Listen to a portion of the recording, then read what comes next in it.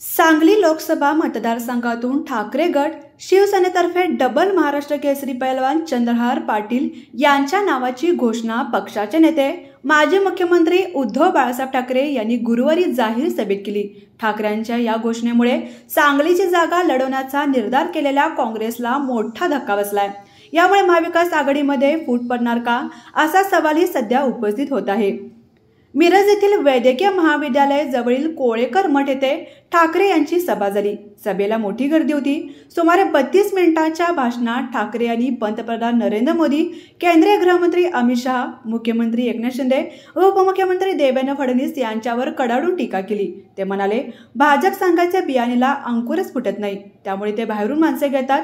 कचरा गोळा करणाऱ्या गाडीसारखी भाजपची सध्या अवस्था झाली आहे। आपण कचरा बाहेर ठेवतो आणि होळी करणारे ते चोरून नेतात, तसा भाजप झालाय।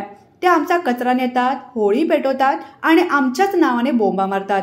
याला भाजपचा शिमगा म्हणतात, अशी जोरदार टीका माजी मुख्यमंत्री उद्धव ठाकरे यांनी भाजप नेत्यांवर केली आहे। आता यावर भाजप नेते काय प्रत्युत्तर देतात हे पाहणं महत्त्वाचं असणार आहे।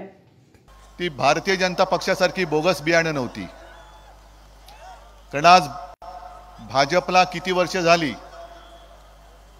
RSSला इतकी वर्ष झाली, आता पुढच्या वर्षी 100 वर्ष होणार, पण अजूनही यांच्या बीजाला अंकुरच फुटत नाहीये। सगळी बाहेरनं माणसं घ्यावी लागतायत। म्हणजे थोडक्यामध्ये भाजपची परिस्थिती कचरा गोळा करणाऱ्या गाडीसारखी झाली आणि आता तर शिमगाच आहे। शिमगा म्हटल्यानंतर, होळी म्हटल्यानंतर आपण काय करतो, काय असेल नसेल घरात नको असेल ते बाहेर नेऊन ठेवतो आणि मग जे होळी करणारे असतात ते चोरून नेतात। तशी भाजपची आज अवस्था झालेली आहे।